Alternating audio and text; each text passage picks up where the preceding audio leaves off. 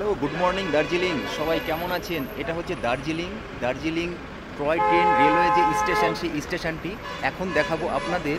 যে দার্জিলিংয়ের যে কাঞ্চনজঙ্ঘার ভিউটা, সেই ভিউটা তো চলুন আস্তে আস্তে আপনাদেরকে দেখাই। চলুন দেখিয়ে দিই আজকে দার্জিলিংয়ের যে ভিউগুলো, সেই ভিউটা তো আপনারা দেখতে পাচ্ছেন।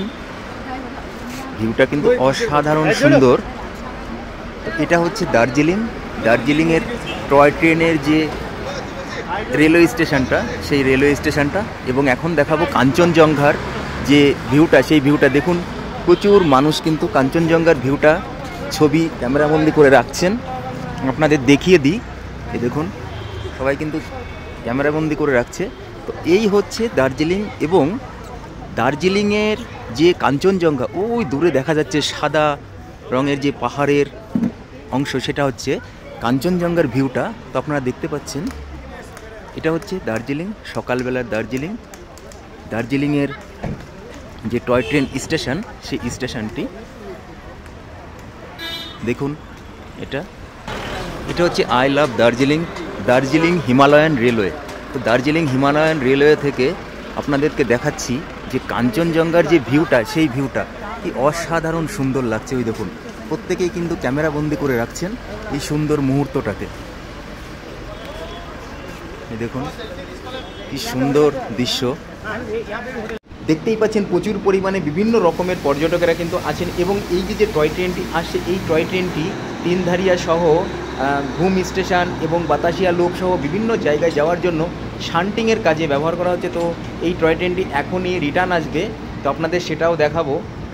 টয় ট্রেনটি এখন শান্টিং হবে। আর পাহাড়ের ওপরের যে বাড়িঘরগুলো একদম অসাধারণ সুন্দর। এখানে এলে কিন্তু আলাদা রকমের একটা অনুভূতি তৈরি হয়। তো এই জায়গাগুলোর যে বাড়িঘর, সেগুলো খুব সুন্দরভাবে কারুকার্য করে তৈরি করা আছে। আর পাহাড়ের দৃশ্যটা, সেটা তো অসাধারণ সুন্দর।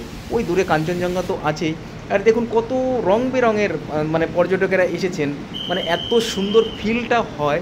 যদি আপনি কখনো আসেন তাহলে আপনার নিশ্চয়ই ভালো লাগবে। আর এই যে দেখুন যে টয় ট্রেনগুলো দাঁড়িয়ে আছে, এই টয় ট্রেনগুলোকে আপাতত রাখা হয়েছে। তো ধীরে ধীরে এই টয় ট্রেনগুলোকেও কিন্তু বিভিন্ন স্টেশনে পাঠানো হবে। তো প্রচুর পরিমাণের পর্যটকের আনাগোনা সহ এখানকার যে পরিষ্কার পরিচ্ছন্নতা, সেটা কিন্তু থাকে। তো বলতে বলতে কিন্তু সেই ট্রেনটি শান্টিংয়ের জন্য আবার তার নির্দিষ্ট স্থানে পৌঁছে যাচ্ছে।